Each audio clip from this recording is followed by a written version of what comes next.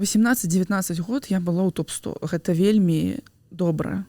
Як гэта адбываецца перайсці з юніёраў у прафесійны тэніс ужо, як ты кажаш, сама? Калі ты любіш тое, што ты робіш, ніколі энергія не будзе скончвацца. З псіхолагам з якога часу ўжо пачынаюць працаваць тэнісісты, і вось якога вось у цябе які вось прыклад? З-за гэтага напружання я не магла быць мастаком на корце. У той тэніс, у які я гуляла у мінулым, я не планую вяртацца.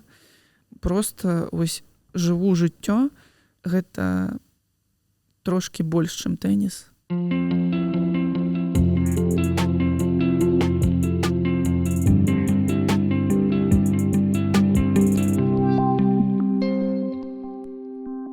Усім прывітанне, гэта чарговы падкаст на Татнік Бай, і сёння мы будзем размаўляць зноў пра спорт. Раней мы размаўлялі пра кіберспорт, а сёння ўжо пра сапраўдны прафесійны цяжкі складаны спорт, такі як тэніс. І у гасцях у нас экс-прафесійная тэнісістка Вера Лапко.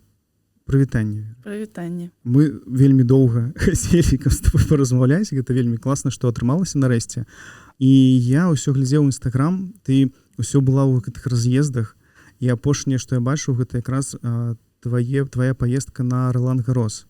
І мне стала цікава, тэнісістаў неяк, вось нават тых, якія ўжо не гуляюць, іх неяк таксама запрашаюць, каб яны прыехалі, паглядзелі, паўдзельнічалі ў нейкіх перадачах, ці як ты туды трапіла, як ты туды ездзіш вось так?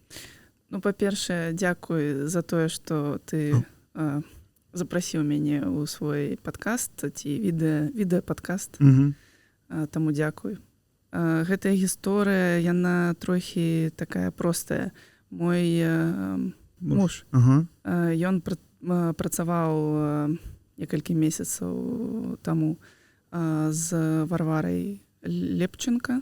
Яна гуляла на Ролан-Гаросе, таму я прыехала, каб правесці нейкі час разам, і вось таму я там і знаходзілася ў Парыжы. Просто таксама я чаму пытаю, таму што я бачыў, што ты была нават і на кортах, так, і я думаў, што можа гэта так сапраўды неяк запрашаюць, і там вы таксама гуляеце нейкія выставачныя гульні, ці там паказваеце нешта некаму. І ў прошлым годзе там быў курс для трэнераў, таму я была ў Парыжы, каб прайсці гэты курс. А вось у гэтым годзе я ўжо была разам з мужам. Тады ладна, адразу паразмаўляем, што за курсы? Гэта ўжо пра працу? Ну, да, і так, я спрабую ўсё ж такі працаваць у тэнісе трэнерам, таму WTA, яны робяць такія курсы, каб падрыхтаваць былых гульцоў да прафесійнай кар'еры у тэнісе, але ўжо трэнерам, не гульцом. І таму яны робяць такія курсы, і вось яны запрасілі мяне таксама, і я казала так, таму што гэта вельмі добрая магчымасць і з'ездзіць у Еўропу, таму што мне падабаецца быць у Еўропе. А калі казаць пра сам тэніс, хадзіла на нейкія гульні, глядзела?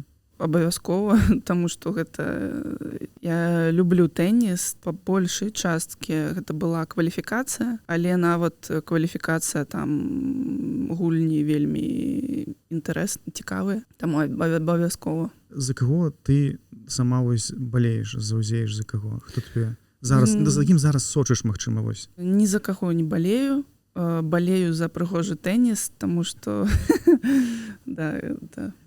мабыць, смешна, але да, сачу за ўсімі топамі. Па большай часткі гэта жаночы тэніс, таму што мужчынскі ён для мяне складаны, але складаны тым, што я не ведаю, што адбываецца ўнутры, але такія самыя вялікія гульні, я іх спрабую глядзець.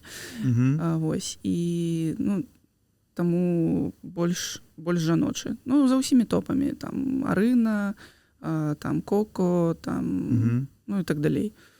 У фінале гуляла якраз Сабаленка. Так, да.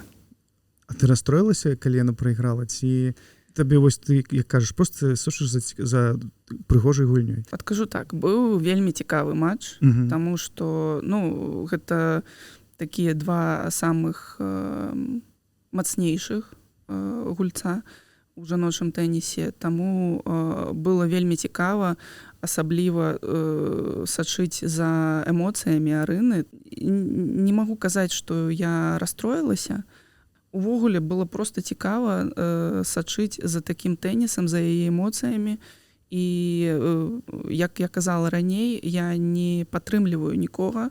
Я у мінулым падтрымлівала сябе, ну, так, але зараз я ўжо не гуляю, таму я нікога не падтрымліваю, я проста сачу за тэнісам, люблю тэніс, і мне гэта ўсё цікава.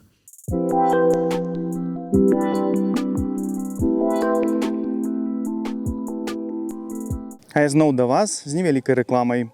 Усе спартовыя тавары даступныя ў онлайн-гіпермаркеце 21 век бай.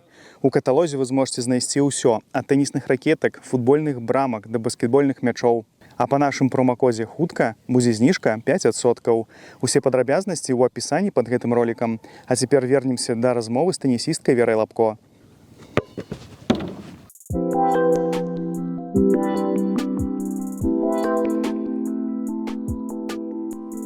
Калі казаць пра тэніс, як шмат яго засталося ў тваім жыцці цяпер?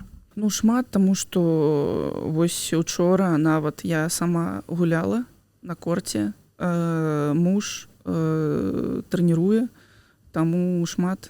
І заўсёды сачым за большим шлемам, вялікім шлемам.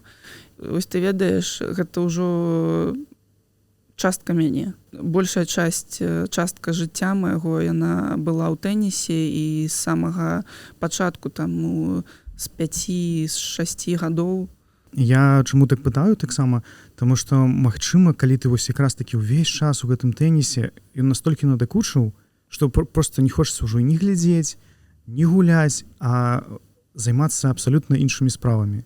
Калі я прыняла такое рашэнне, каб спыніць сваю кар'еру, на самой справе я тада думала, што ўсё, я больш ніколі не буду і нават трэніраваць, і наогул не буду там у тэнісе. Але гэта было таму, што усе мае псіхалагічныя такія праблемы, гэта ўсё было ад таго. І магу казаць, трэніроўкі, я іх не люблю, а гуляць я люблю. Ну, гэта нават усе гульцы табе скажуць, што трэніроўкі гэта такая, як казаць, мутарная частка гэтага ўсяго працэса, і гульні гэта самае цікавае. Гэта тое, дзеля чаго мы гуляем у тэніс. Але ты казала якраз такі, што тэніс стаў часткай твайго жыцця з самага дзяцінства. Так. І там якраз напісана, ты казала ў нейкім інтэрв'ю пра тое, што цябе спачатку аддалі наогул фігурнае катанне. Так. Патлумач, прычым 5 гадоў, можа нават раней, у 4. Нават раней, 4, мабыць. Што дзеці робяць у 4 гады? Ты наогул памятаеш, як ты займалася фігурным катаннем? Памятаю, як я пачынала займацца фігурным катаннем, але я не памятаю, як я пачынала займацца ў тэніс. Нават з тэніса я памятаю толькі нейкія дрэнныя успаміны, як трэнер на мяне крычала. І ось я памятаю гэта з тэніса, а з фігурнага катання я памятаю, як я была вельмі расстроеная, таму што трэнер казала, што у мяне будзе вялікі рост, і я буду высокая, вялізная. Для мяне будзе складана займацца фігурным катаннем, таму вы павінны паспрабаваць нейкі другі спорт. І я была вельмі расстроеная, таму што мне падабалася. Некалькі тыдняў таму назад даведалася ад мамы. Я спытала яе, чамусьці тэніс, чамусьці фігурнае катанне.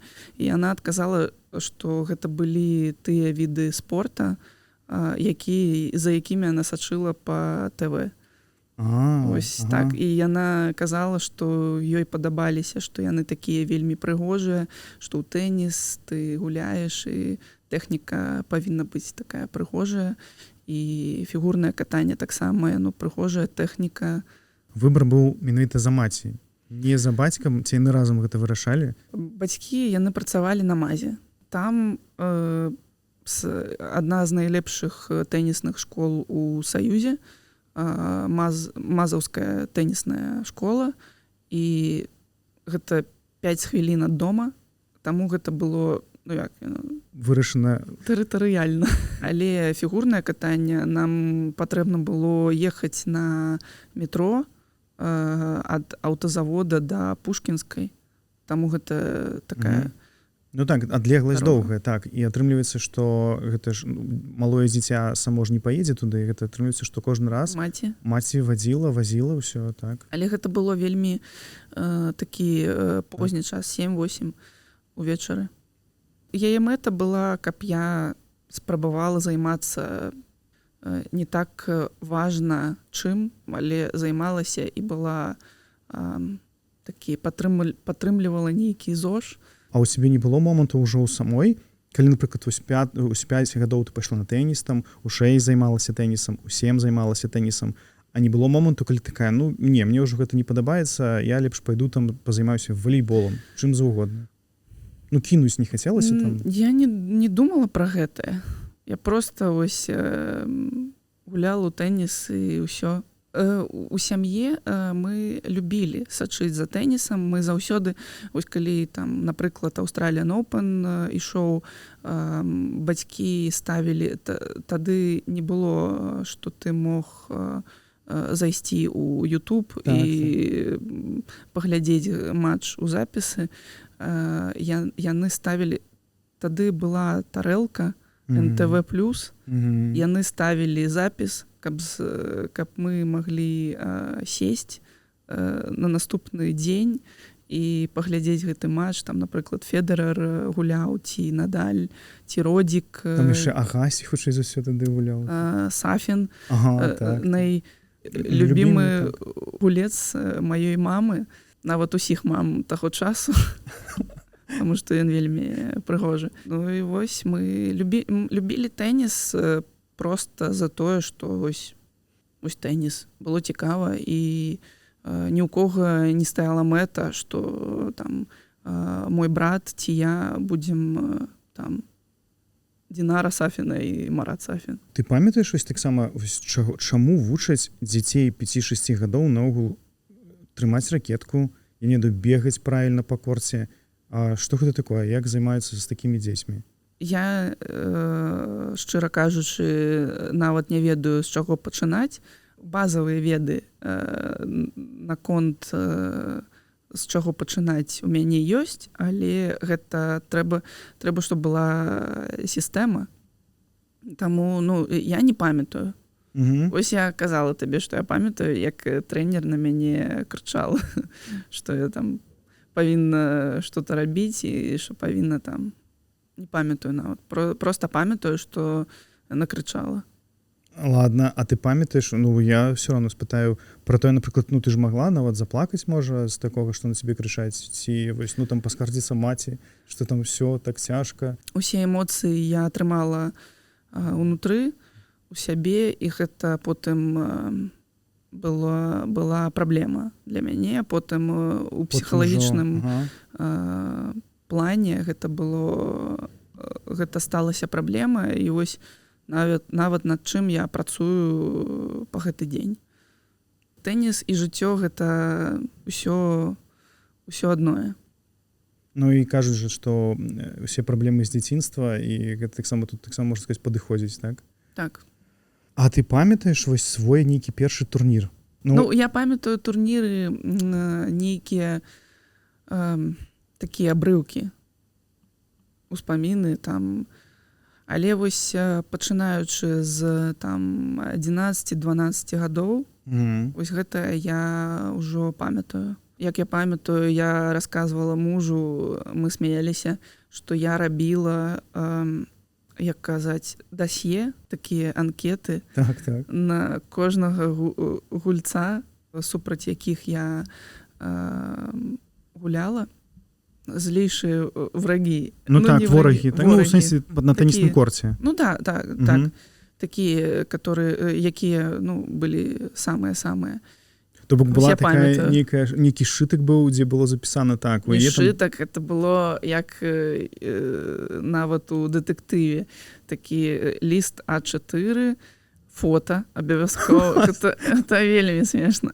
Абавязкова фото, потым імя, мінусы, плюсы, ну і вось такое. Гэта я пачала рабіць пасля таго, як прачытала кнігу Брэда Гілберта. Гэта такі, ён у мінулым сам прафесійны тэнісіст, але потым ён стаў трэнерам. Моя трэнер, яна парэкамендавала мне 2 кнігі Агасі, такі гулец быў, і Брэда Гілберта. Ён быў яго трэнерам Агасі. Вось пасля таго, як прачытала яго кнігу, я не памятаю нават, чамусьці я пачала рабіць гэтыя анкеты, але я памятаю, што пасля таго, як прачытала яго кнігу. А гэтыя штукі, анкеты гэтыя засталіся? Ці няма? Анкет ужо не засталося, але я памятаю іх вельмі добра. Магу нават зрабіць дублікат. А калі не вярнуцца, а наперад паглядзець, ты потым такое рабіла, ці ўжо там, напрыклад, на кампутары нешта запісвала, ці не? Як ты вывучала супернікаў ўжо пасля гэтых гадоў? Калі я была, там, мне было 11-12 гадоў, і я была ў Беларусі нават яшчэ, мабыць, 1 ці 2 разы я ўжо была на міжнародных турнірах, спаборніцтвах. Ну, ты просто уяві, колькі там суперніц потым. І ўсе яны розныя, таму такой магчымасці нават няма, але калі ты малы, 5 чалавек ты ведаеш, вось гэта там. Я не памятаю, пісала ли я дасье на Арыну, але, мабыць, гэта было. Я думаю, што да, таму што мы ўсе былі ў 5 там наймацнейшых у Беларусі. Так. А распавядзі таксама, вось ты распавядала пра дзяцінства, і калі там вось першыя турніры нават міжнародныя ўжо ў цябе былі, у цябе быў проста толькі трэнер, то бок гэтага дастаткова ў дзяцінстве, каб быў адзін трэнер, і з ім займалася, ці як гэта адбываецца? Хто цябе возіць куды-небудзь, усё з трэнерам? Так, гэта трэнер, і ты ў групе з другімі дзіцямі, і вы,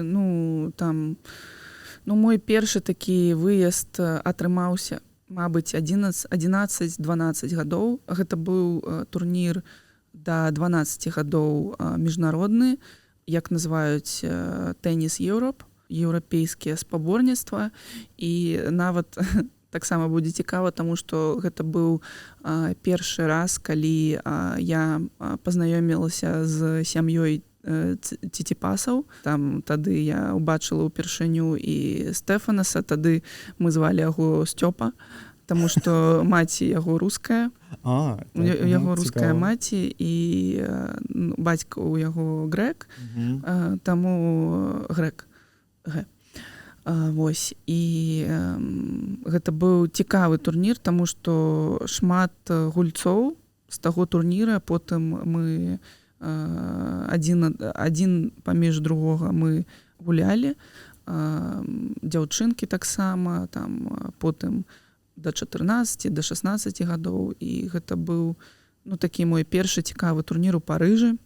Мы былі у адной групе, я і 2 хлопчыка. Нас болей дзяцей, але мы паехалі на спаборніцтва, я і 2 другіх хлопчыка. Яны былі, мабыць, першы, другі у рэйтынге ў Беларусі.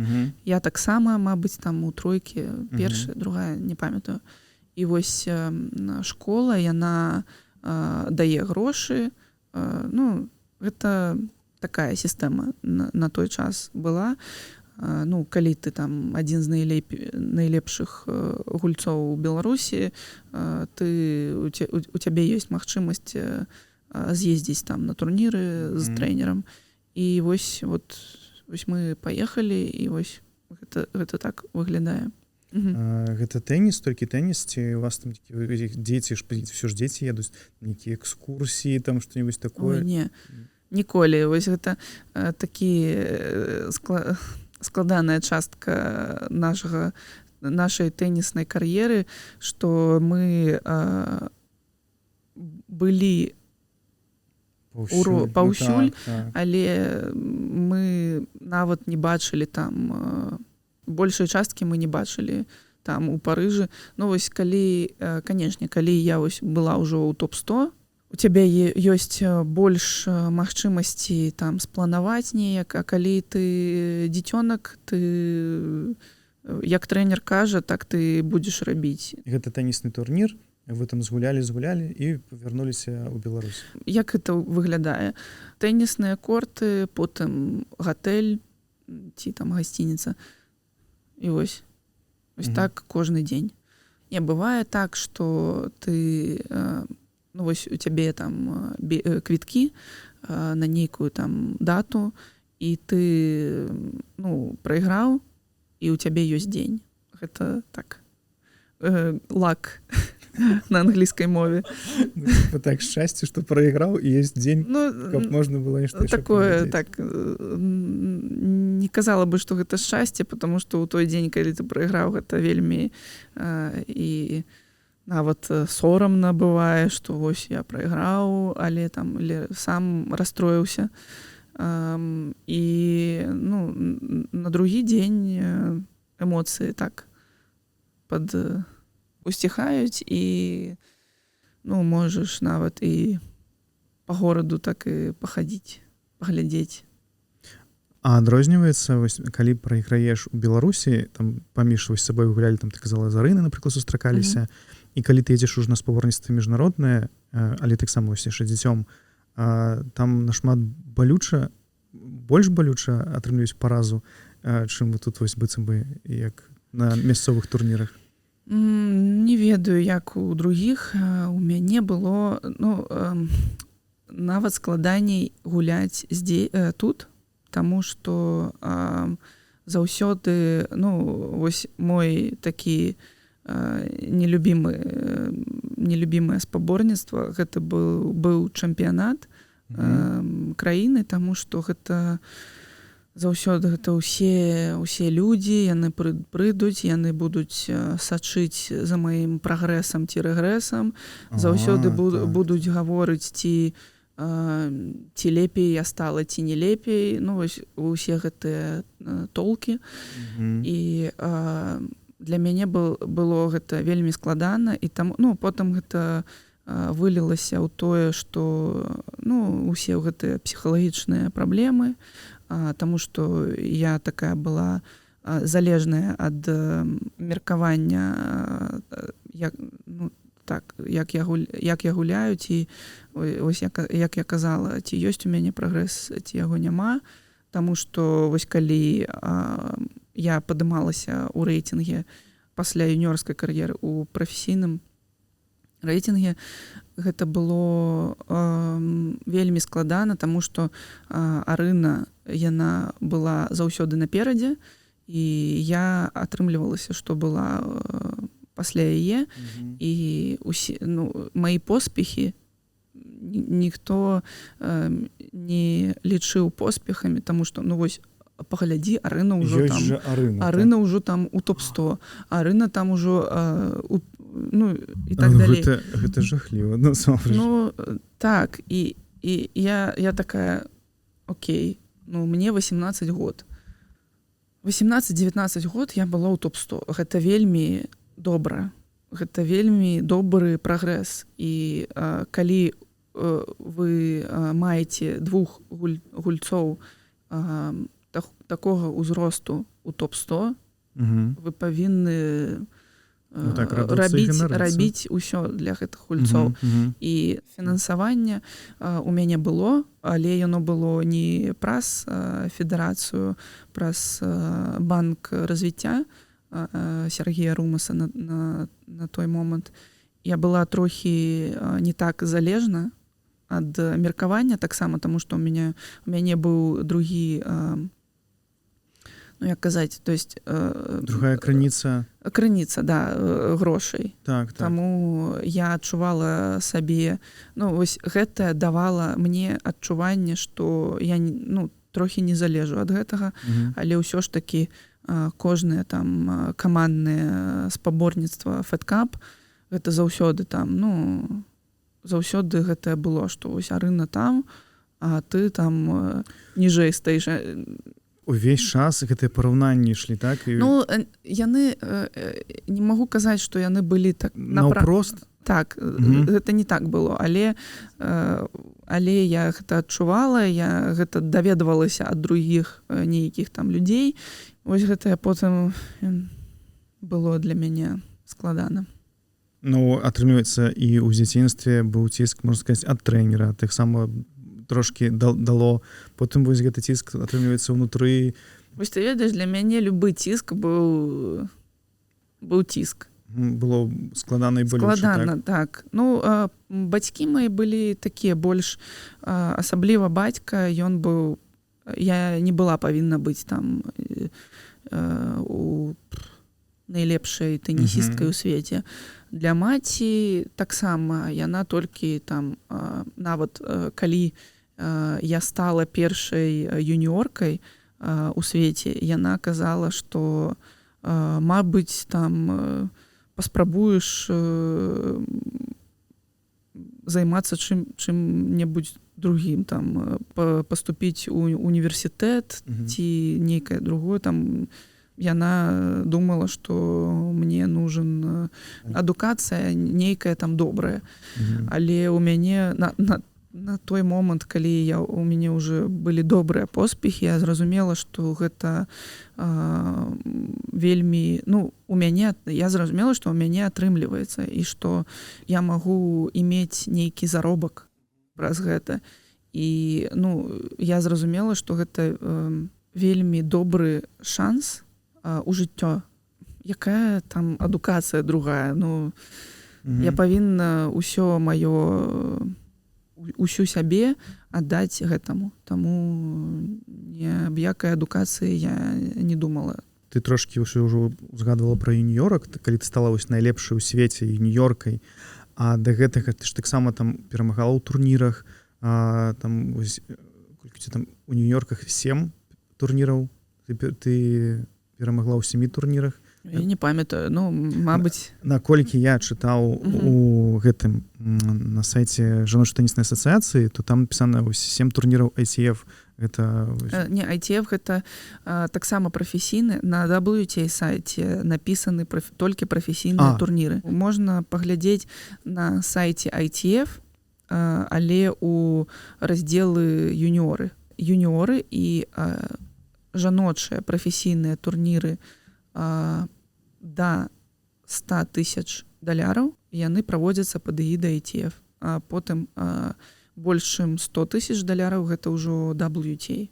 Калі ты перамагаць пачала ў турнірах, ось ты памятаеш свой першы турнір, дзе ты перамагла?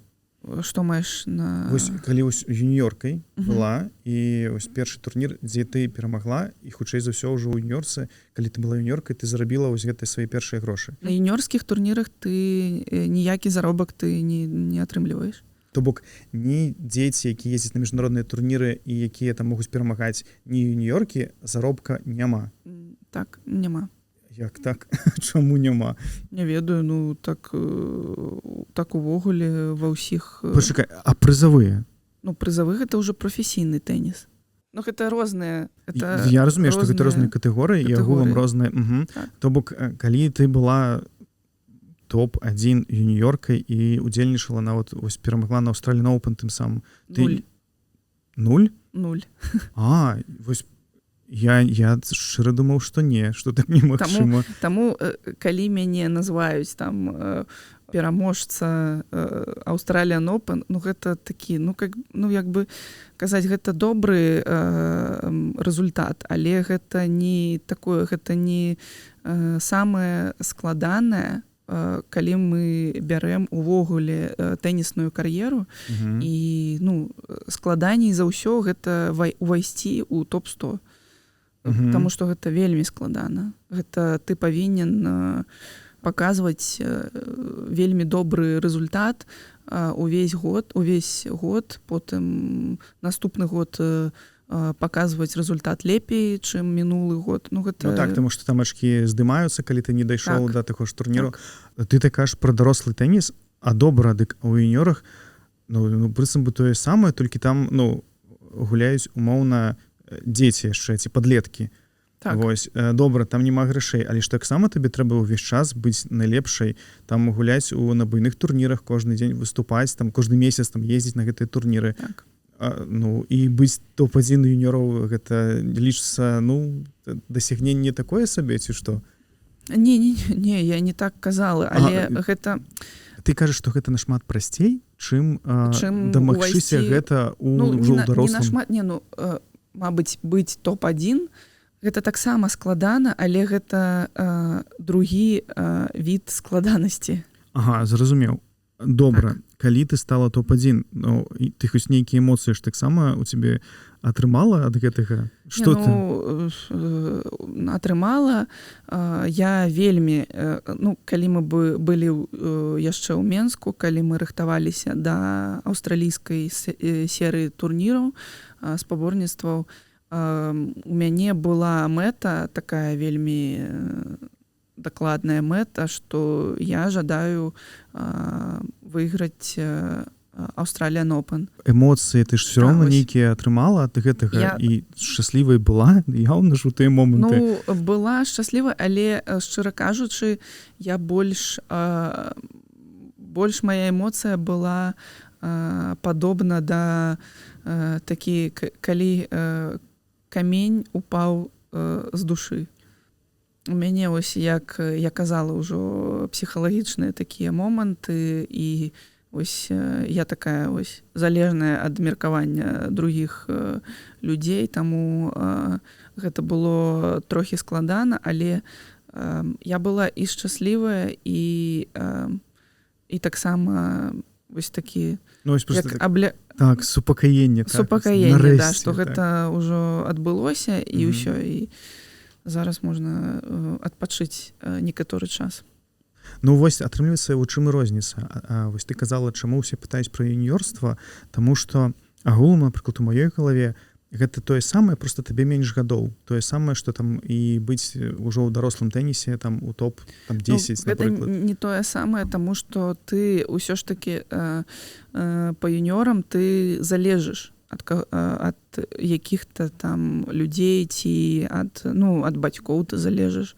А ўжо ў дарослым узросце ты ўжо прымаеш рашэння, і гэтыя рашэння, яны тваі асабістыя. Гэта рознае. Гэта ўжо толькі застаешся толькі ты, тваё жаданне гуляць у тэніс ці нежаданне. Ось так. Як гэта адбываецца, перайсці з юніёраў у прафесійны тэніс ўжо, як ты кажаш, сама? Ужо калі я выйграла Australian Open, у мяне мы ўжо з трэнерам, на той момант толькі з трэнерам, зараз гэта мой муж, мы вырашылі, што мне быў, калі мы пачыналі працу з Владимиром, мне было 17 год, і яму 23 ці 24.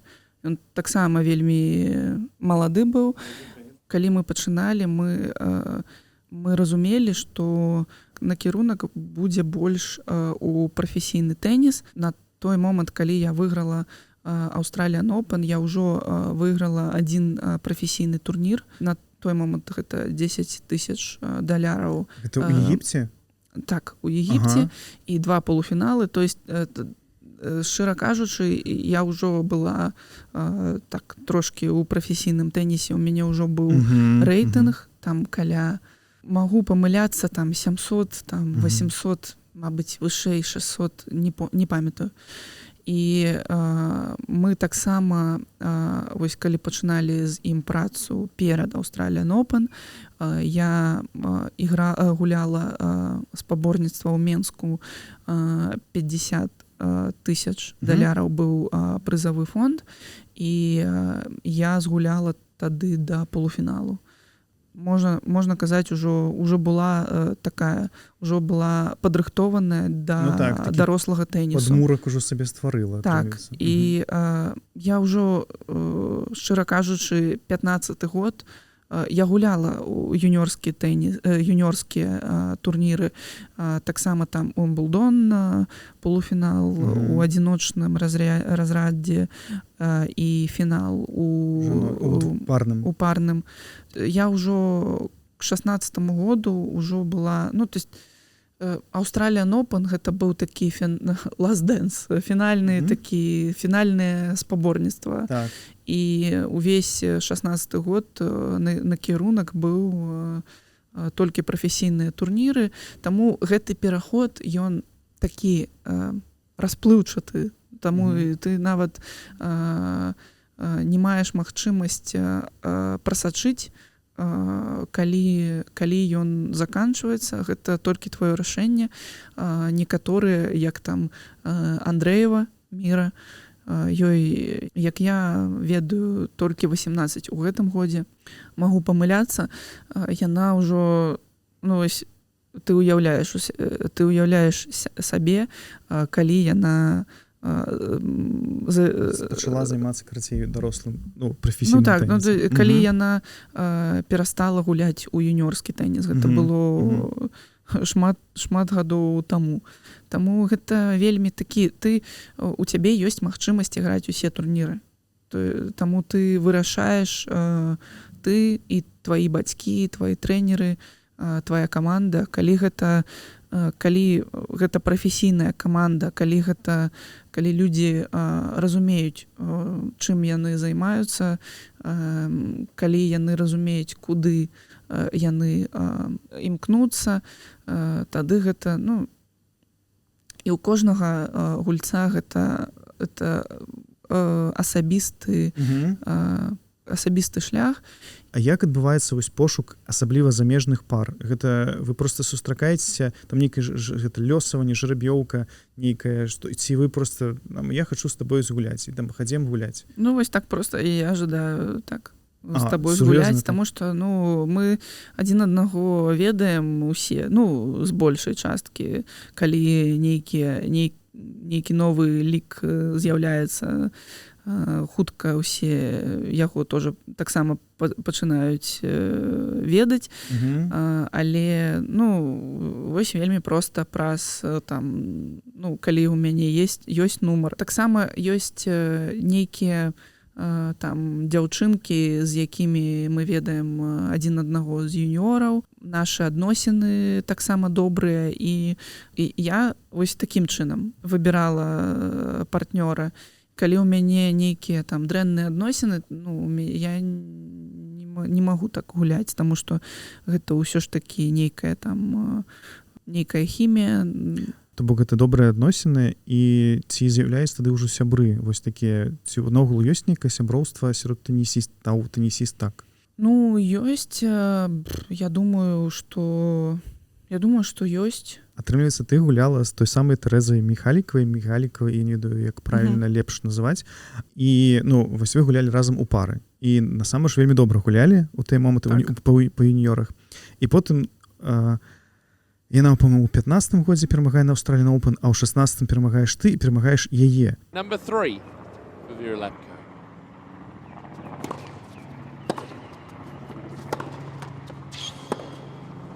And that's the biggest win of her junior career. Vera Lapko of Belarus is the girls singles champion at Australian Open 2016. 6-3, 6-4 over Teresa Mihalikova. What a moment for this young player. Was aggressive throughout, got the job done. She's very happy with that performance. Так. Ну, наколькі тут сяброўства не рушыцца, наколькі там яна цябе пачынае больш не любіць, наколькі вось, ну, гэта ж вельмі складана, не? У мяне было тое ж самае пытанне ад другога інтэрв'юера. Ён зараз працуе на Еўраспорце, і вось там тое ж самае было пытанне. І гэта таксама цікавая гісторыя, таму што мы з Тэрэзай, у нас другое месца на US-Open у 14 годзе, потым, ну, у юніорах. Так. Потым таксама фінал на Умблдоне на наступны год у 15 годзе. І, ну, мы заўсёды увогуле гулялі адна з другой на кожных турнірах.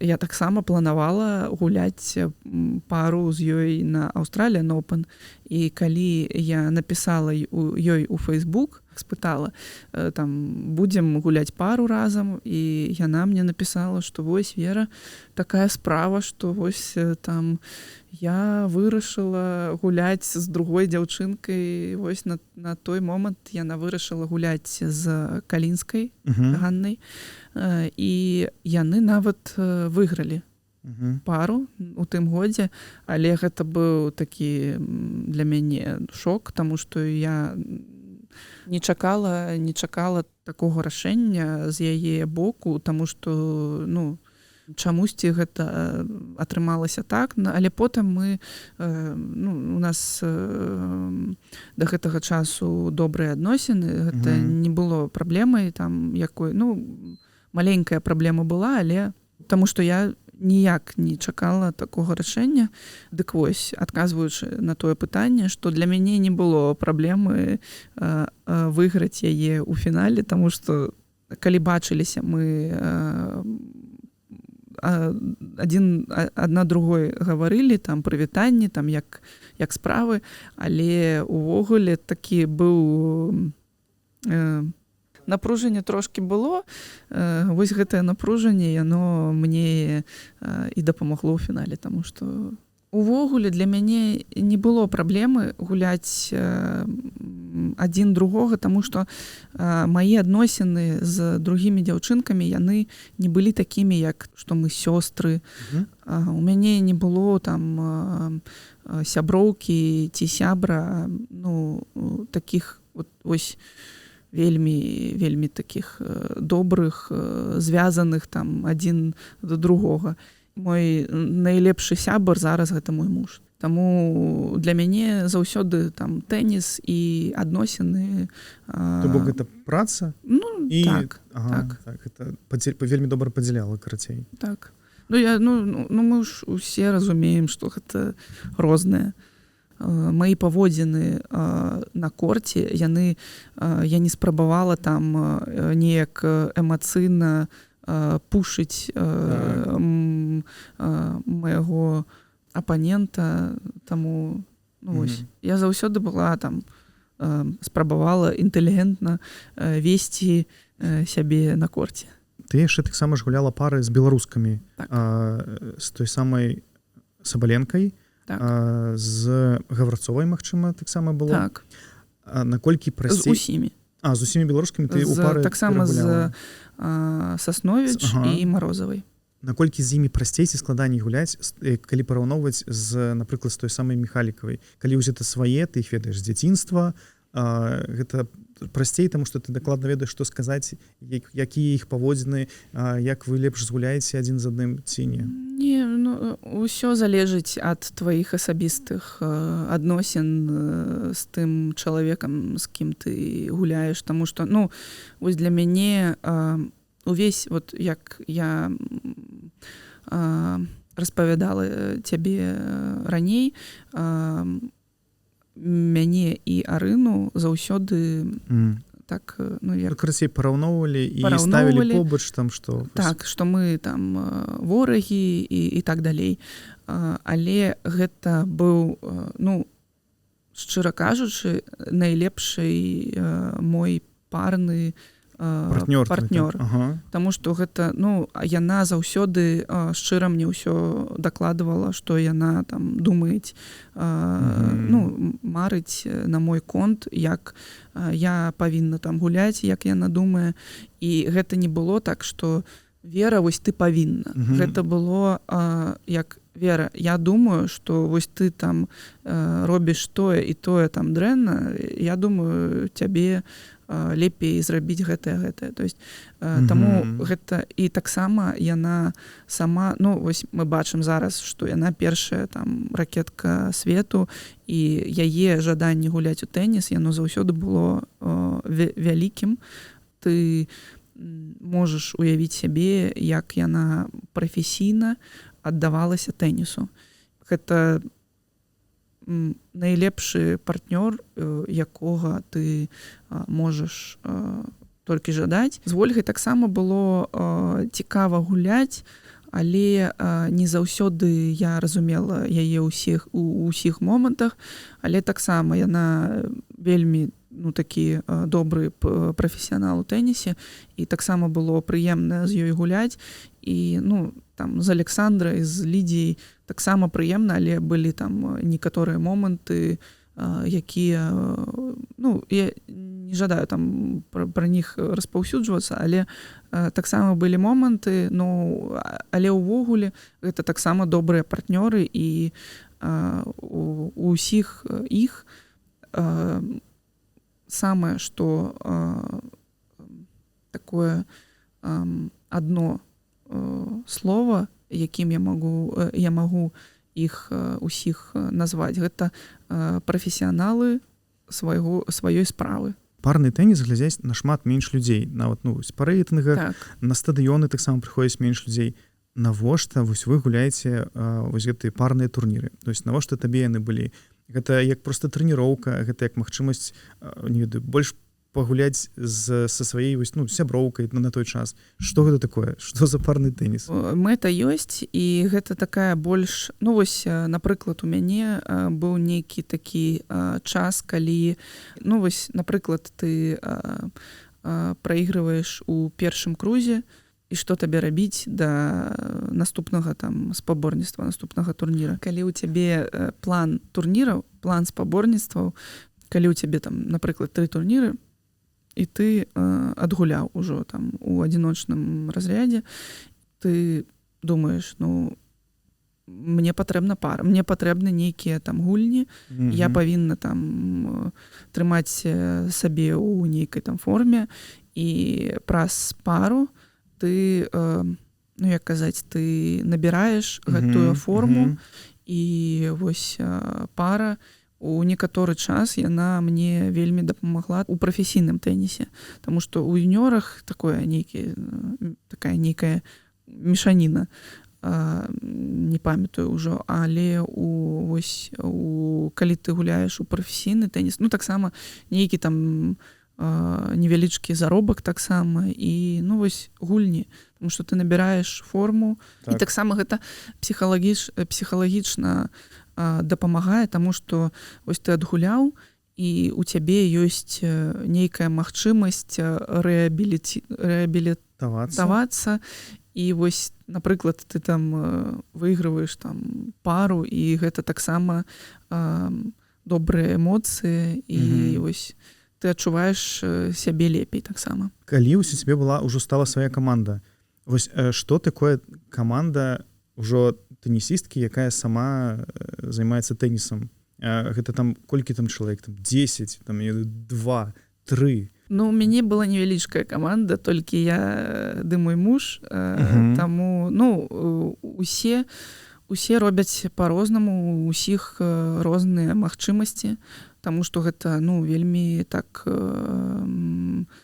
вельмі добрыя такія грошы узяць у каманду доктара, ці там фізіо, ці трэнера па фізычнай падрыхтоўкі. Гэта вельмі вялікія грошы. У мяне такі дрэнны прыклад, таму што толькі я і мой муж, моя каманда. І толькі часова мы бралі трэнера па падрыхтоўцы, не з намі на турніры, але на нейкія там момант, калі мы падрыхтоўваемся да сезону, да турніраў на наступны год. Таму, ну, па-рознаму усе робяць. Ты шмат казала пра псіхалогію тэнісную, пра гэтыя паразы, пра меркаванні і гэтак далей, ну, типа, як спраўляцца нават з перамогамі, Так. з першымі заробкамі. А вось, напрыклад, з псіхолагам, з якога часу ўжо пачынаюць працаваць тэнісісты, і вось якога вось у цябе які вось прыклад? У мяне з маім мужам таксама была праблема, таму што гэта вельмі складана. Ну, нават калі ты ў адносінах, у сваіх асабістых, у, ну, такіх блізкіх, гэта вельмі складана. І нават толькі зараз мы разумеем, як гэта было складана. Праз час ты разумееш, што гэта вельмі, ну, гэта праца з двух бакоў, і для гульца гэта, мабыць, нават складаней, таму што ён гуляе, ён усе гэтыя эмоцыі адчувае. І кажучы пра псіхолага, усе пачынаюць працаваць у розныя моманты.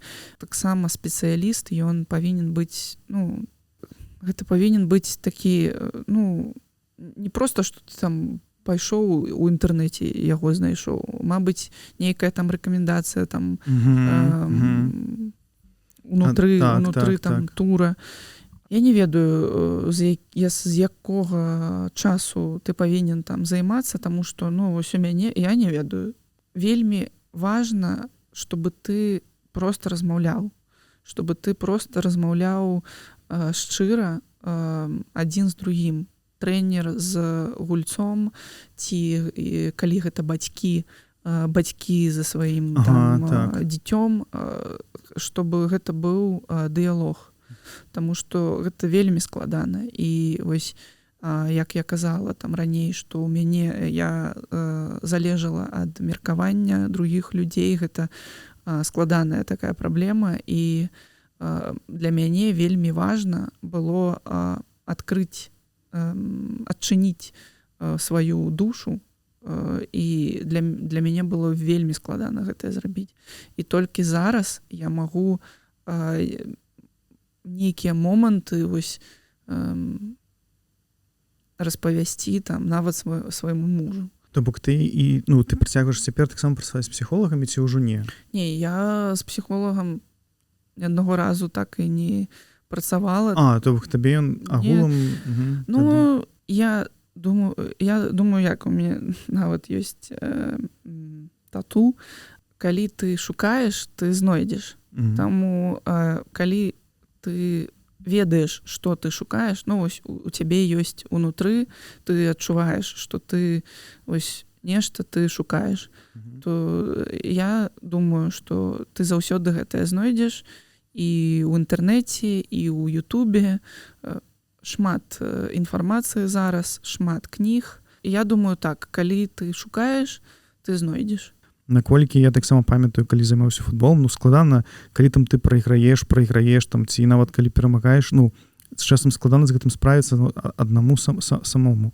І калі там, типа, шмат, вось там ёсць федэрацыя, можа там у федэрацыі ёсць нейкія псіхолагі, вас там абавязкова іх вадзілі, вось сядай, распавядай. Ну, такой сістэмы зараз няма. Нават я ведаю, што, ну, Арына сама гаворыла пра гэта на нейкай прэс-канферэнцыі, што яна доўгі час, я вось ведала гэта, што яна доўгі час працавала з псіхолагам, і яна нават думала, што псіхолаг, яна вырашыць усе яе праблемы.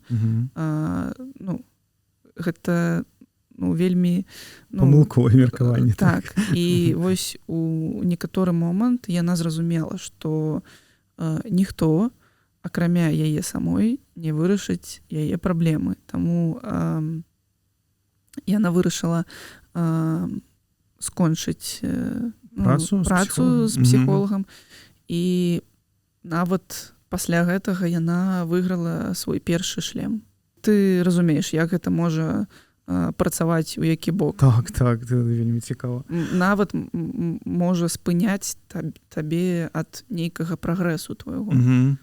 Таму гэта не заўсёды добра. І я думаю так, калі ў цябе ёсць нейкі запыт, Вось і ты вось так вырашаеш, вот окей, там дапамог, не дапамог, ну і потым ходзіш з гэтымі думкамі і сам сабе там думаеш, што рабіць далей з гэтым усім.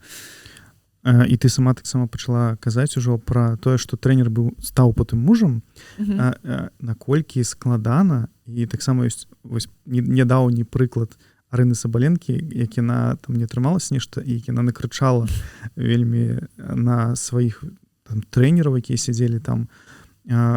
Ну, гэта ж сапраўды складана, асабліва калі трэнер з'яўляецца тваім каханым, потым тваім мужам.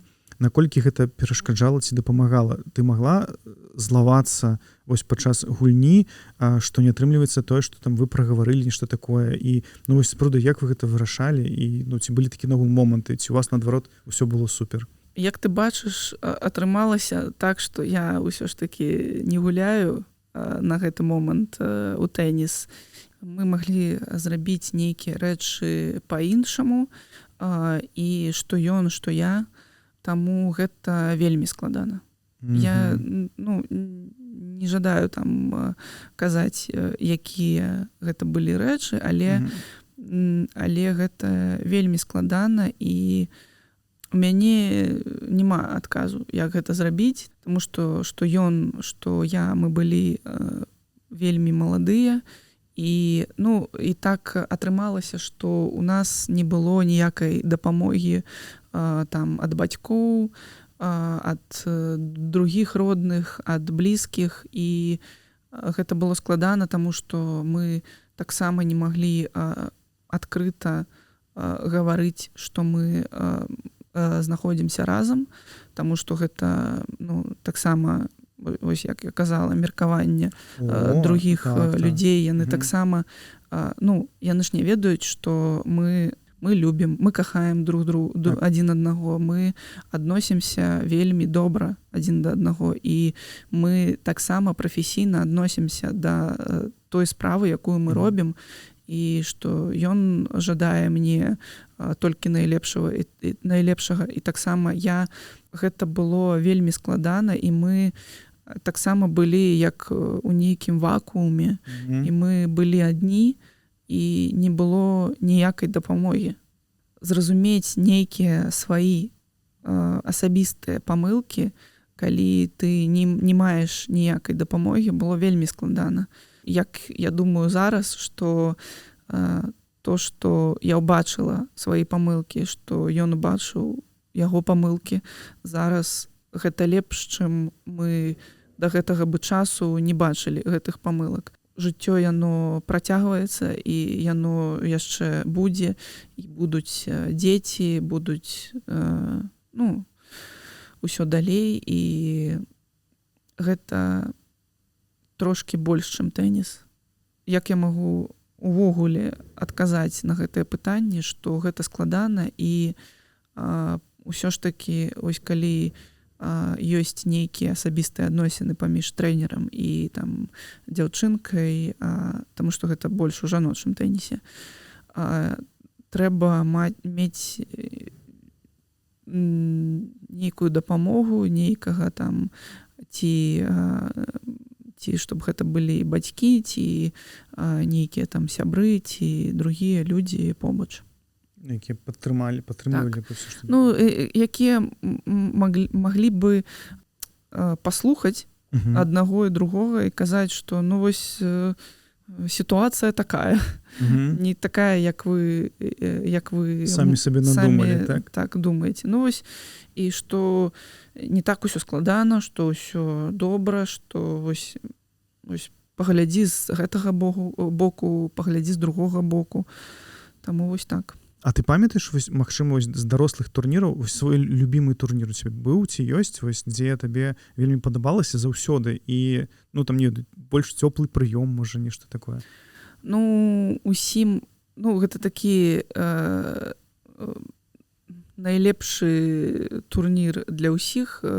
Таксама для мяне гэта Indian Wells у Каліфорніі, таму што там вельмі прыгожая прырода, вельмі прыгожая прырода, і таксама вельмі прыгожыя корты, сам цэнтр тэнісны, і ну усім там падабаецца, таму што Каліфорнія таксама гэта вельмі такое цікавае месца, і мне таксама мой такі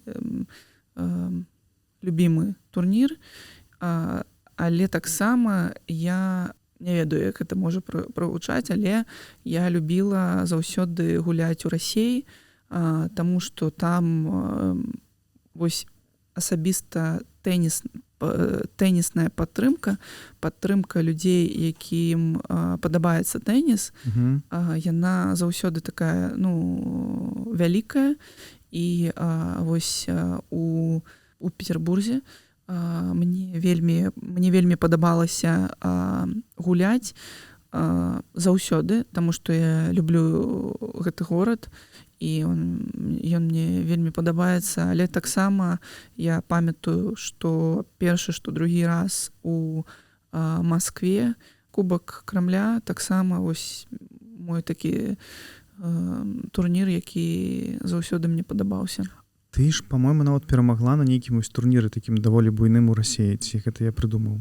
Перамагла у Маскве, там быў ITF, мабыць, пасля якога я увайшла ў топ-100.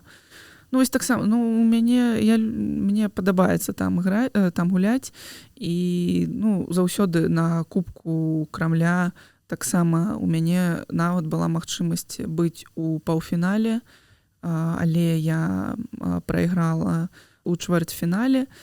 У мяне там заўсёды такі рэзультат быў добры у Расіі, калі я гуляла. А у цябе ёсць вось такія моманты, напрыклад, паражэнні, паразы некаму, якія таксама вось да гэтай пары вось цябе сядзяць, ты пра гэта часам думаеш, вось такое бывае? Да, ёсць. Ну, я ўсё ж такі, як казаць, адпускаю гэта, таму што, было і было, але, я памятаю гэтыя такія моманты, і адзін з іх таксама будзе на тэму вось гэтага меркавання другіх людзей, таму што я вось гуляла, быў Ролан Гарос, і мой першы круг я гуляла супраць францужанкі. Яна там юніёрка, толькі там пачынае там гуляць свае першыя там прафесійныя турніры, і гэта быў такі, я павінна была перамагаць, але вось гэта быў той момант, калі праз пару месяцаў я вырашыла ўзяць паўзу, і гэта быў такі мой момант вялікай псіхалагічнай ямы, і я тады прайграла, таму што ось была ў гэтай яме, і тады не памятаю, прэсбол ці нейкая другая газета, яны там напісалі нешта пра прызавыя, што у мяне ўжо рэзультат быў такі дрэнны, год пачаўся вельмі дрэнна, і ўжо некаторыя там людзі пачалі бачыць, што нейкія праблемы ў мяне ёсць, і там быў такі загаловак, што 100 там тысяч, 120 тысяч там еўра, ці там что-то там, ці вось сэнс такі, што што я павінна выйгрываць, і калі я не выйграю, то гэта ўсё там канец свету і ўсё. І гэта было вельмі балюча. Не то, што гэта быў такі загаловак, але ўсё там, і гэта там... Усё так склалася, карацей. Так. Вось. Таму што, я не павінна была праігрываць, і яна, аб'ектыўна мой узровень тэнісу, ён вышэй, чым яе, і таксама досвед у мяне больш, чым у яе, таму я павінна была браць гэты матч. А ці ёсць такая гульня, якая наадварот вось ты радуешся і таксама узгадваеш яе, это можа быць часта. Это можа якраз у юніёрах было ці не, ці гэта дарослых? Гэта было напрыканцы 22-го году, калі я перамагла і выйграла свой першы турнір пасля звяртання ў тэніс. І гэта было так добра адчувалася, але гэта быў такі маленькі турнір, там 25 000 прызавы фонд, але гэта было найлепшае адчуванне маё унутры і такі шчаслівы момант, таму што вось увесь турнір я гуляла, нягледзячы на нейкія там меркавання, нягледзячы ні на кога. Толькі я, толькі моя гульня, як баста.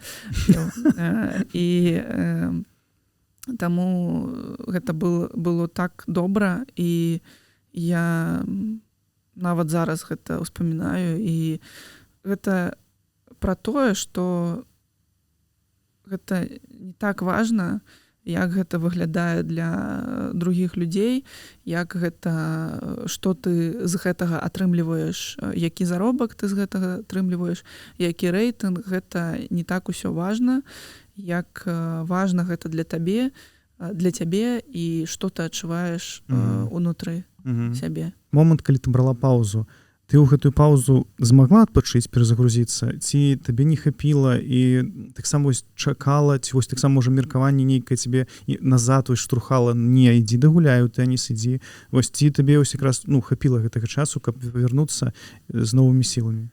Шчыра кажучы, гэта такое рашэнне, але гэта было маё рашэнне, але яно пайшло з мужа.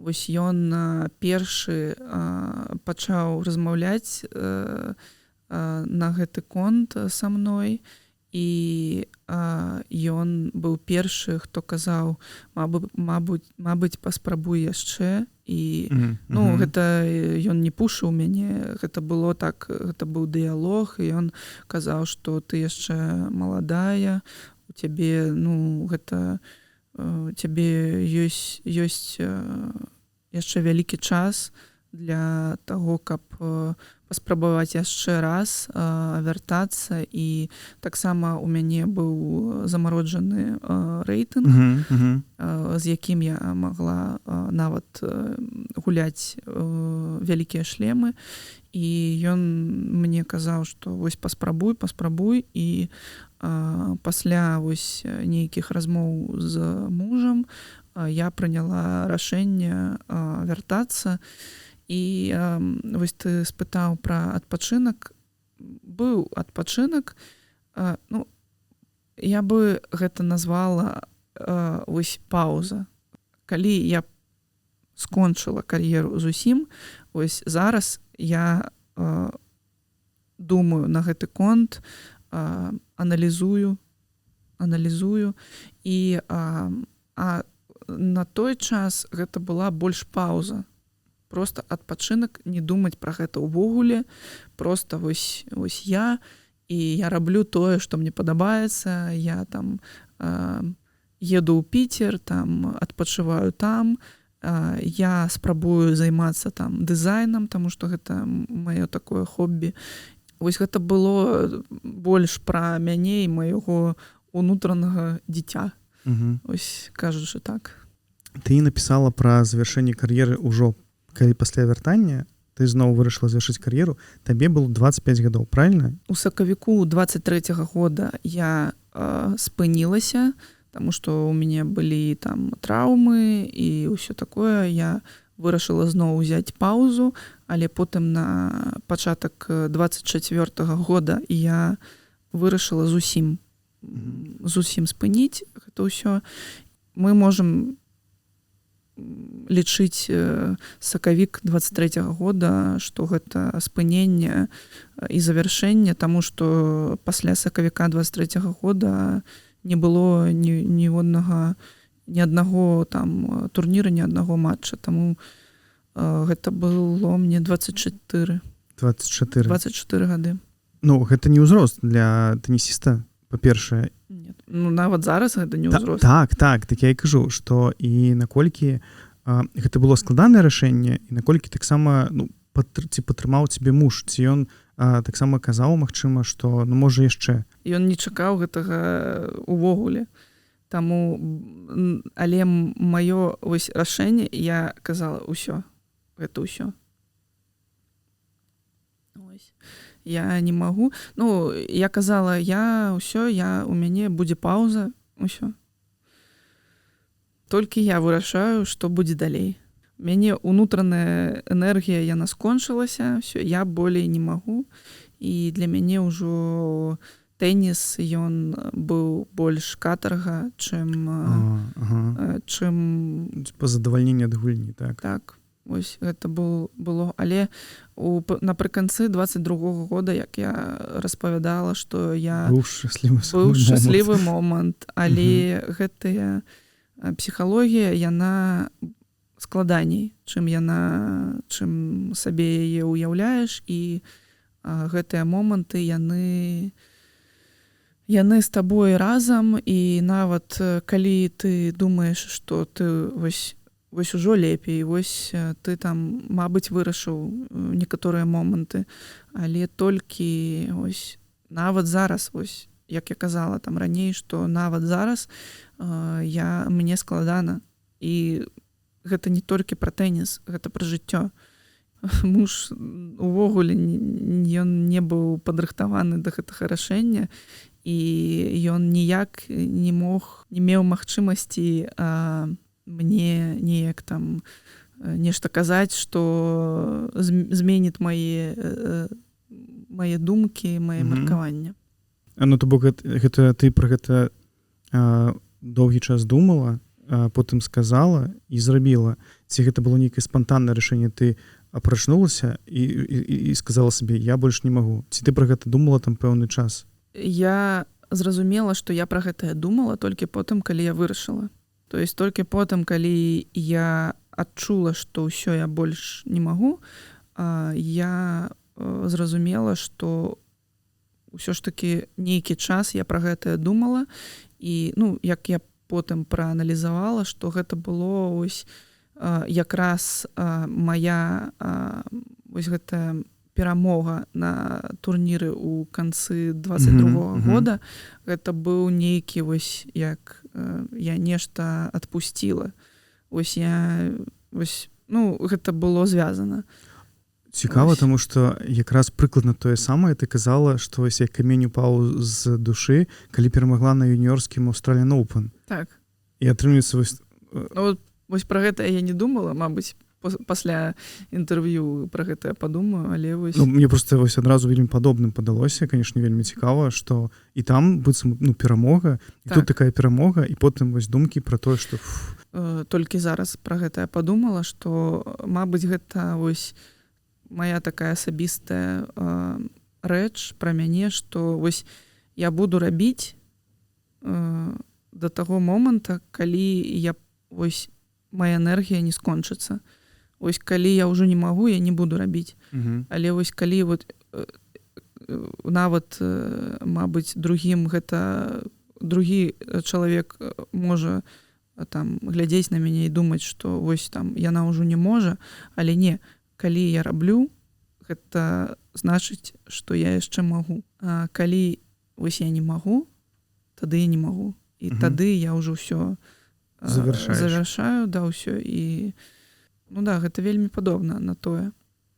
Калі ты любіш тое, што ты робіш, ніколі энергія не будзе скончвацца. Таму гэта пра тое, што, на жаль, я не рабіла гэта з любоўю, не магла так рабіць з-за сваіх вось псіхалагічных праблем. Ну так ужо. І вось зараз я ось зараз адчуваю, от чаму я спрабую вяртацца ў тэніс, не вяртацца да прафесійнага тэніса, але гуляць у тэніс, таму што я люблю гэта. І я вот зараз спрабую гуляць у любительскі тэніс, там вось прафесіянал плюс любитель, таму што я жадаю спрабаваць сябе і убачыць, вось як магу ли я зараз з гэтымі праблемамі, магу ли я увайсці у нейкі бой, у некае спаборніцтва з тымі там страхамі і праблемамі, якія ў мяне былі.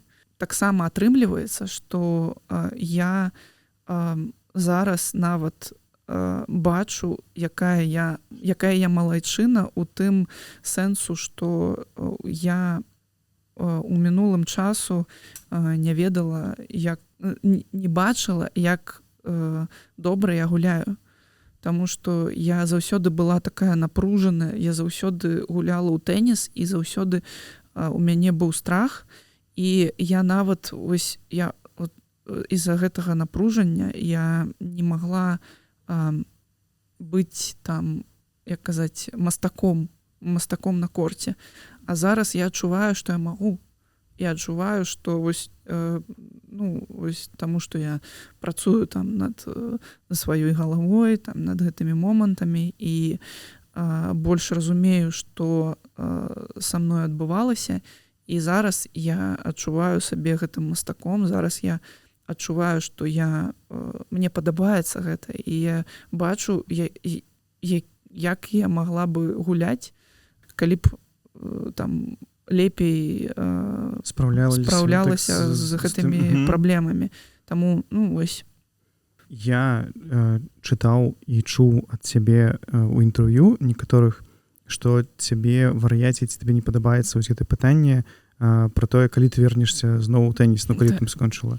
Але вось зараз ты кажаш пра тое, што тебе стала зноў падабацца і што ты змагаешся на гэтых нават турнірах, там любительскі і прафесіянал.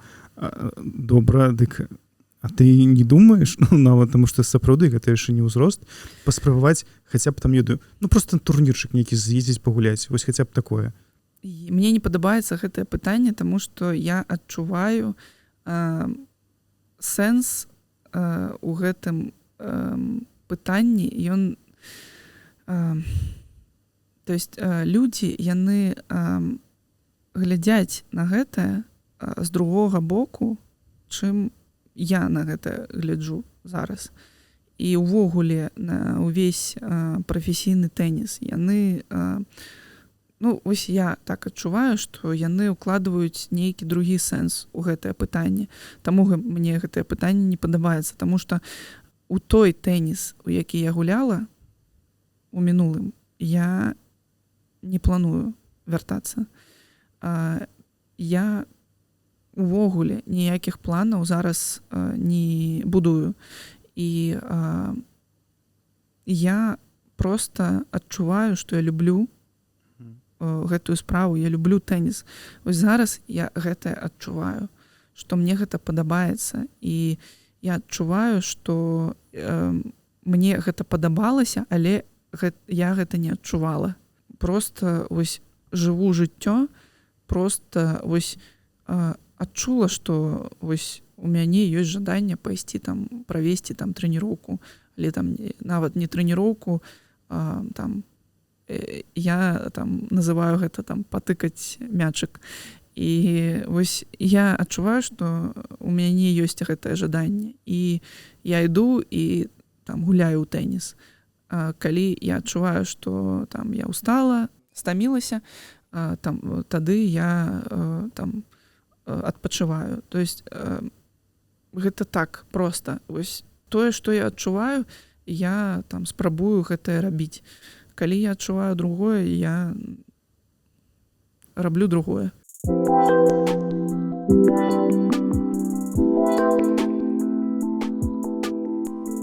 Ты написала, калі завяршала кар'еру, ты написала пост у Інстаграме, і я, конечно, прачытаю вось апошні абзац, калі ты написала па-беларуску: «Дзякую кожнага беларуса, хто падтрымліваў мяне на працягу ўсяго майго тэніснага шляху. Дзякую вам за тое, што былі побач усіх гульняў зборнай і не толькі. Ганаруся тым, што я беларуска». Вось, я, конечно, за гэта зачапіўся, і агулам спачатку я нават не думаў, што мы будзем размаўляць па-беларуску ўвесь падкаст.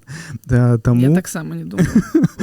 Вось гэта пра тое, што я многа думаю пра тое, што будзе. Нават зараз гэта цытата з Кунг-фу Панда. Гэта смешна.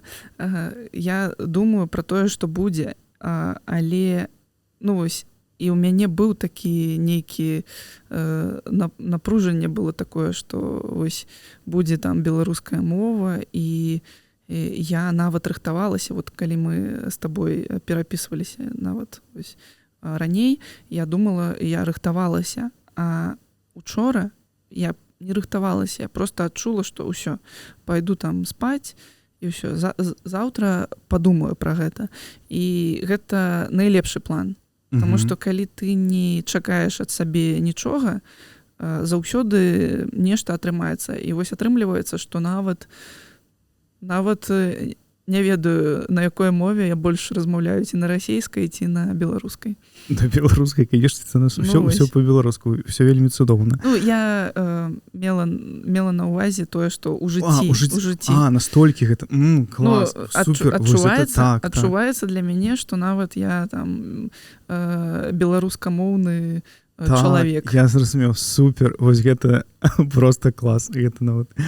І я якраз хацеў спытаць тады, ну цяпер таксама спытаю, наколькі наогул ёсць у тваім жыцці беларуская мова, магчыма ты нейкім там сяброўкам ці замежнікам некалі там магла некалькі слоў сказаць, а магчыма ты чытала кніжкі ці слухала музыку беларускую, магчыма нейкія фільмы нават глядзела ці ну нешта глядзіш там па-беларуску. Яна ёсць у тваім жыцці вось беларуская мова, хоць трошкі бывае?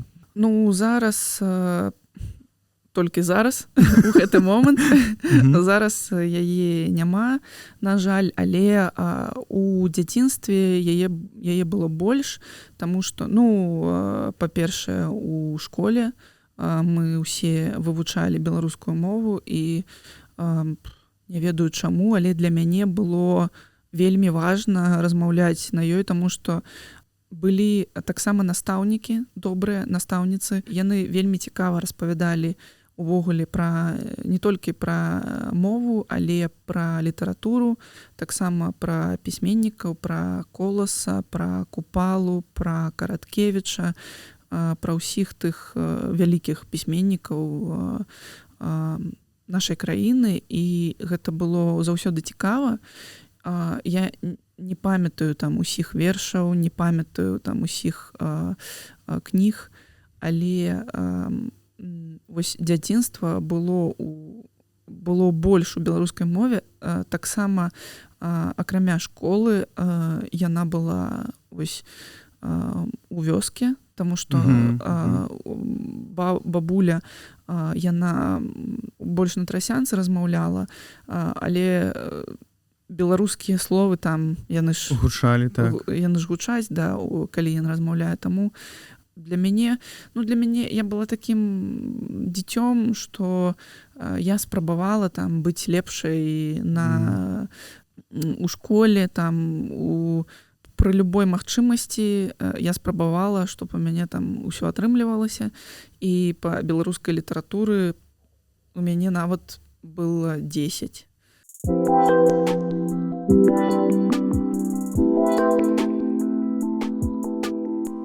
У нас у падкасці ёсць партнёр. Гэта онлайн-гіпермаркет 21 век Бай. Разам з ім мы рыхтуем пытанні кароткія. На іх можна адказваць коротка ці доўга. Я там калі што буду удакладняць. Якраз пра дзень размаўлялі. Я не спецыяльна, я не памятаў, што ён будзе першым. А што ты выберэш, спартовае адзенне ці сукенку? Ну, спартоўнае адзенне. А чаму? Ты не любіш хадзіць у сукенках? Ну, у мяне іх... Але ў мяне ёсць там пара сукенак. Ну, камфорт. Я ўсё ж такі вырашаю, што гэта важліва ўпершыню для мяне. Вось другое пытанне таксама рыхтаваў. І цяпер яно нават для мяне ўжо гучыць трошкі па-іншаму. Пытанне, на што б ты прамяняла перамогу на юніёрскім Australian Open? І агулам я разумею, што насамрэч гэта, ну, я раней думаў, што гэта самае важнае, магчыма, у тваім жыцці, вось гэта перамога, а цяпер разумею, што гэта можа і не самае важнае. І таму, ну, можа быць, на што б ты магла б прымяняць вось эту перамогу ў 22-м годзе? Ты б магла б на што-небудзь прымяняць? У 16-м. Не, ў 22-м, калі апошні турнір. Окей. Так, вось апошні турнір. Так, пытанне якое, што... На што б ты магла прымяняць, то бок на нейкую іншую перамогу, на, не ведаю... Вось гэтую перамогу ў 22-м годзе. Якая была тваім самым так шчаслівым момантам? Ну, я бы прамяняла яе, ну, увогуле да таго, на тое, што ну, на нейкія там псіхалагічныя моманты, якія далі бы мне магчымасць не толькі адзін раз вось так перамагчы, а ўвогуле перамагаць і адчуваць асалоду ад таго, як я гуляю ў тэніс. Вось я бы на гэтае прамяняла. Далей, пасядзець дома з каханым ці вечарына з сябрамі? Ну, з каханым мне сяброў няма. У сэнсе няма сяброў. Ну, такіх сапраўдных сяброў мяне няма. Ну, мяне маі сябры, гэта маі кролікі. Вось вечар з каханым і з маімі любімымі, ну, таксама каханымі, мабыць, магу так сказаць, кролікамі. А тады перафармулюем, напрыклад, пасядзець дома з каханым, паглядзець фільм, ці пагуляць з ім жа ў тэніс дзе-нибудь у клубе? Both. Оба. То бок усё, што разам... Ну, не толькі там з каханым, але, ну, таксама і ў адзіноцтве пасядзець, падумаць аб нейкіх момантах. Вось такія пытанні я не люблю, таму што гэта заўсёды момант. Вось, ну, зараз ты адчуваеш так, зараз ты можаш пайсці там з сябрамі, пасядзець ці патанцаваць, ці там яшчэ там другімі справамі пазаймацца. Але там у другі момант ты адчуваеш там, вось, што цябе лепей было бы пабыць у адзіноцтве, а ў трэці момант ты там адчуваеш, што вось зараз цябе патрэбна падтрымка там блізкага чалавека, каханага, і ты адчуваеш такім чынам усё. Таму гэта пытанне не для мяне, таму што ўсё залежыць ад моманту. Але вось зараз гэта добрае будзе пытанне. Як навучыцца кантраляваць свае эмоцыі? Не кантраляваць свае эмоцыі. Адпусціць. Ну, я думаю так, што калі ў цябе ўяўляецца нейкая эмоцыя, ты павінен усё ж такі яе адчуваць, і потым, калі ты адчуеш яе на поўную, усё ж такі прааналізаваць, чаму некаторыя эмоцыі яны там, ты, мабыць, можаш зацапіць і другіх людзей гэтымі эмоцыямі, але ўсё ж такі адчувай гэтую эмоцыю, а потым аналізуй, чаму гэта здарылася такім чынам. Ну, вось, калі ты там зацапіў пачуцці другога чалавека, гэта, мабыць, складана, але ўсё ж такі, калі ўжо эмоцыя яна з табой здарылася, яе здаўліваць, яе не трэба ўсё ж такі, таму што гэта потым нейкія там праблемы з там хварэеш, ну, ўсё ж такое. Я чаму пытаю, на пачатку падкаста таксама ты казала, ты сказала такую рэч, што ты такі чалавек, што трымаеш эмоцыю ў сабе. Памятаеш? А вось гэтае пытанне мне таксама ўзнікла, таму што, ну, як тэнісістка, ты адчуваеш, напрыклад, і гледачоў, якія могуць і ціснуць, і там радавацца разам з табой. І таксама вось ты адчувала вось гэтай эмоцыі перамогі. Ты на корце крычала, вось часам, менавіта калі перамагала, ці ўсё ж таксама ў сабе спакойна прымала, а потым ужо радавалася трошкі пазней? Ну, вельмі складанае пытанне, таму што большую частку ўсё ж такі трымала ў сябе. Ну, карацей, я гэта спытаў, таму што ты трымаеш быццам бы ў сабе эмоцыі, але ты як тэнісістка, ці ты крычала там на корце пасля перамогі такая, вось просто радавалася, там клалася на зямлю, там біла ракетку там. І я ніводнага разу не падала на корт, але вось потым, калі я вярталася ўжо ў тэніс пасля паўзы ў 19 годзе, я больш давала сябе магчымасць праяўляць гэтыя эмоцыі. Ось так. А аб чым ты цяпер марыш? Ці ёсць у цябе нейкая такая мара, пра якую можна сказаць? Таму што звычайна мара гэта нешта такое сваё? Аб усім. Нема такой адной нейкай рэчы, аб якой я там мару там кожны дзень. Але аналізую тое, што было, спрабую быць у моманце і ўсё ж такі такое, то ўвогуле больш жыццёвае нейкае такое пачуцце, што вось мару аб тым, што я будзе далей, што я буду рабіць, што зараз. Такое больш. Сабакі, каты ці кролікі? Усе жывёлы. Вось люблю жывёл.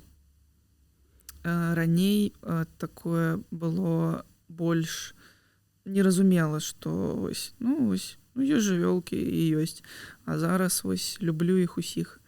Нават вось дапамагаю, спрабую, магу нават казаць пра гэтае месца Далай-Лапа. Распавядзі, калі ласка, і мы абавязкова спасылку дамо на вось гэты прытулак для жывёл, так? Так, прытулак для жывёл не так гэта блізка к Менску, але не шукала нічога, просто было ў інстаграме, там нейкая рэклама ці нешта такое. І так, у них каля 50 сабак. Не ведаю, колькі людзей гэтым займаюцца, але я ведаю там 2-3 чалавек, 2 хлопчыкаў, 1 дзяўчынка. Вось яны там гэтым займаюцца ўсім там корм, моюць там іх, усё робяць. Увогуле збіраюць на нейкія там рэчы, там на патрэбы вакцыны, таму што там патрэбна гэта ўсё рабіць, там будуюць для них гэтыя вальеры, да, ўсё ж такое. І калі нават ёсць магчымасць, я еду і дапамагаю з выгулам, таму што шмат сабак і валанцёры не заўсёды з усім гэтым спраўляюцца, і ось такая дапамога з усімі гэтымі рэчамі. І нават была думка, мне вельмі спадабалася адна сабачка, Тэкіла яе зваць, і яна вельмі добрая. Зараз яна на ператрымке. Вось спрабуе жыць з людзьмі. Але у мяне такая ось зараз сітуацыя, што у мяне кролікі, я хвалююся за тое, як яны будуць разам, таму што гэта вялікі сабак. І гэта, зараз такая сітуацыя, што я не гатова. І у нас ёсць падарунак ад 21 века.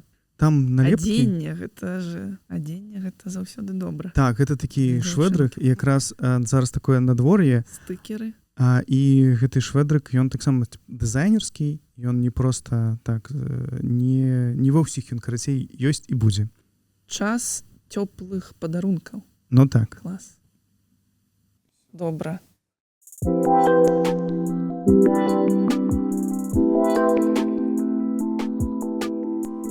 я яшчэ вельмі часта бачу, як ты падарожнічаеш. Ты таксама выкладаеш не толькі з Ролан-Гароса, не толькі з тэнісных турнірах. І мне таксама вось пытанне ўзнікла, ці ёсць у цябе вось гэтыя нейкія любімыя краіны, куды заўсёды ты хочаш вяртацца. Вось. І другое пытанне, ці вандруеш ты па Беларусі, дзе-небудзь ці ездзіш, і ці ёсць нейкія любімыя месцы ў Беларусі і ў Менску? Вось такія пытанні. Ну, то бок усе з вандроўкамі звязаныя. Зараз менш усё ж такі спрабую, таму што гэта вельмі складана, гэта праз Польшчу, гэта нерэальна. Ну так. Таму што гэта шматчасовы там шлях аўтобусам, гэта нерэальна. Праз Польшу, праз Вільню таксама складана, але менш складана, чым праз Польшу. Краіны, якія мне больш падабаюцца, ну вось я казала пра турніры, якія мне падабаліся. У Каліфорніі. І у Каліфорніі, ну Амерыка гэта зусім гэта такая асабістая гісторыя, таму што у Амерыку, калі ты прыязджаеш, гэта заўсёды ты гэта рэнт-кар, гэта падарожжы па дарогам з машынай, таму гэта вельмі цікава, гэта заўсёды такія вельмі цёплыя ўспаміны. Нават вось нядаўна мы успаміналі гэтае, таму што адна дзяўчынка зараз вось мы размаўлялі, быў чэмпіянат Беларусі, яна там прымала удзел, і вось мы размаўлялі з ёй, з маім мужам, і мы з мужам успаміналі, як нам падабаліся падарожжы ў Амерыке. Таму вось Амерыку я вельмі люблю і успамінаю заўсёды. Гэта такое месца, яно рознае, таму што шмат штатаў, яны ўсе розныя, і Флорыда гэта адзін свет, там Джорджыя гэта ўжо зусім іншы, таму вось Амерыку можам назваць, і Еўропу усю. Усю? Няма там? Я магу, Францыя такая моя краіна, якую я вельмі люблю, увесь свет. Вось ведаеш, нават няма такой краіны, якую я вось там не люблю. Могуць быць там моманты звязаныя з працай, там з тэнісам, якія там складаныя, але увесь свет, там Аўстралія, люблю Аўстралію, але там падарожжа да Аўстраліі гэта там 10 часоў на самалёце, гэта вельмі складана заўсёды. Таму, вось там Францыя. Я бы адказвала больш гарады. Давай 3 гарады, якія табе падабаюцца. Пра гарады я кажу так, вось Петербург, потым мне падабаецца увесь поўдзень Францыі. У юніёрстве мне падабалася Італія, таму што было шмат турніраў там. Заўсёды смачная ежа. А пра Беларусь. Вось ёсць у Беларусі нейкія магчымыя гарады, дзе таксама табе вось ты прыязджаеш такі, прыкольна там выглядае. Вось ты казаў, што ты з Брэста. Ты мяне прабач, але вось у прошлым годзе мы былі з маёй такой знаёмай добрай. Мы паехалі ў Брэст на тэхніку. І гэта было там, акрамя крэпасці, няма чаго глядзець. Вось гэта маё такое ўражанне, таму што вось гэта нават гэта было лета. Мабыць, гэта было таму, што мы з Менску, мы не ведалі там нейкіх там закуткоў, там мест там асабістых нейкіх. Але вось такое было ўражанне. Што мне падабаецца у Беларусі увогуле, гэта замкі, Нясвіжскі і Мірскі, з такіх гарадоў, дзе шмат чаго можна паглядзець, і прыгожы горад, гэта Гародня. Мяне муж з гародні, таму мы там часта бываем. Плануем з маёй знаёмай, таксама з якой мы былі ў Брэсце. Мы плануем падарожжа у Віцебска, мабыць. Каб яшчэ адзін горад не спадабаўся. Але там больш чаго можна паглядзець, таму што там і Марк Шагал.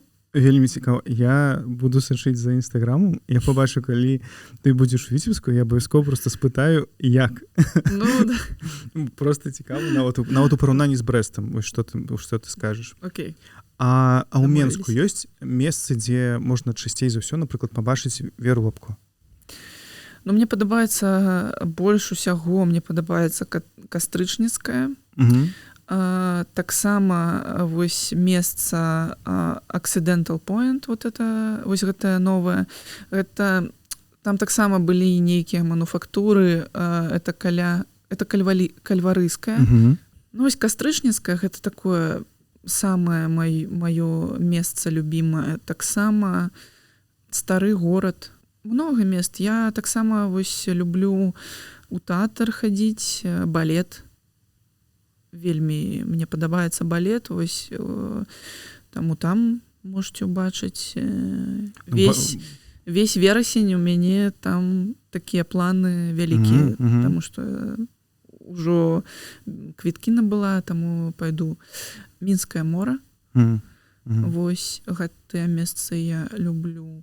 Але такое месца, дзе мяне заўсёды можна ўбачыць, гэта наша былая акадэмія тэніса, рэспубліканскі цэнтр тэнісу. Нават прыпынак такі ёсць, калі на аўтобусе едзеш. Вось замак, гандлёвы цэнтр. Вось гэта такое месца, дзе максімальна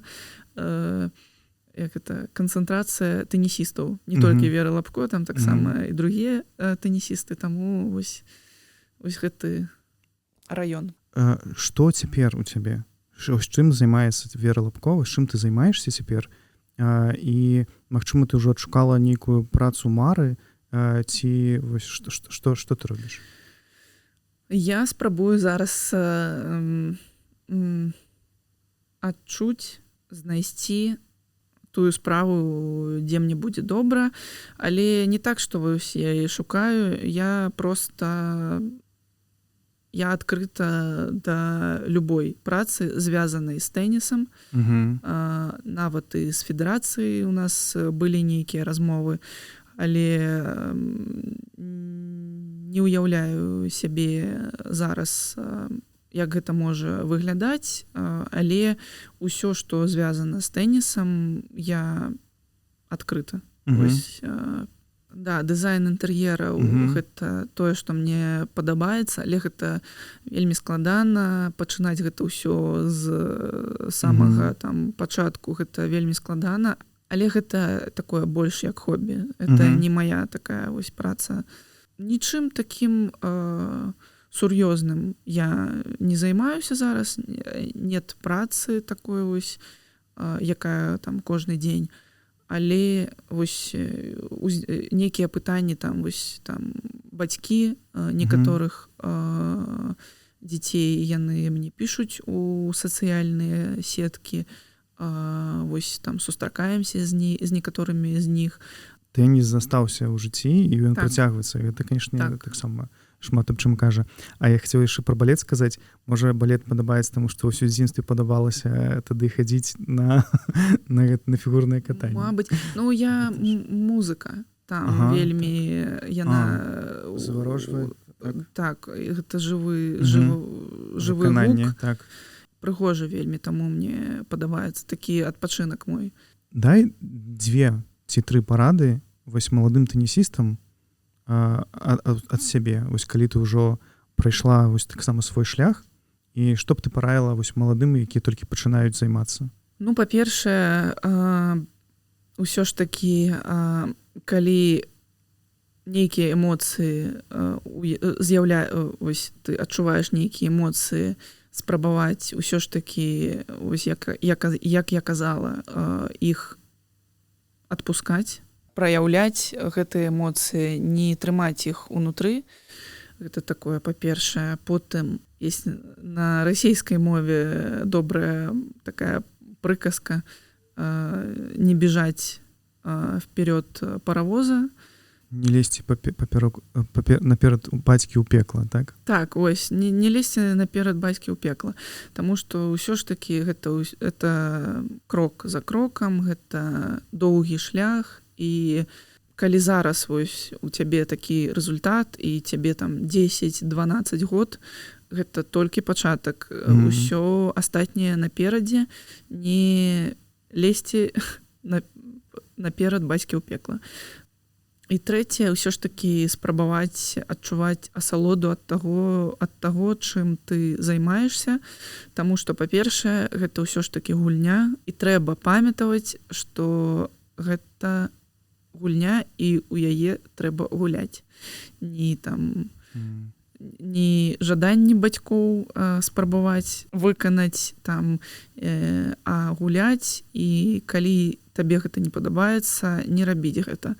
Калі ты гэта выбраў, гэта ўжо такая там часткова праца твая, там у цябе ёсць ужо нейкія абавязкі, але калі ты ўвогуле не жадаеш гуляць у тэніс, не трэба гэтага рабіць. Мабыць, узяць нейкую паузу, адчуць, што ты адчуваеш на гэты конт. Таму вось так. Дзякуй вялікі за гэтую размову, за тое, што пахадзілася, прыйшла, паразмаўляла па-беларуску ўсе гэтыя 3 гадзіны. Дзякуй. Гэта насапраўды вельмі крута, гэта як вялікая павага і рэспект, як там кажуць. Не рыхтавалася, гэта вельмі для мяне самой гэта сюрпрыз. Для мяне таксама гэта сюрпрыз. Дзякуй усім, хто глядзелі нас, глядзіць нас, падтрымлівае нас. Усім падпісантам на Патроне таксама вялікі дзякуй. І пабачымся. Всё, да пабачэння. Да пабачэння.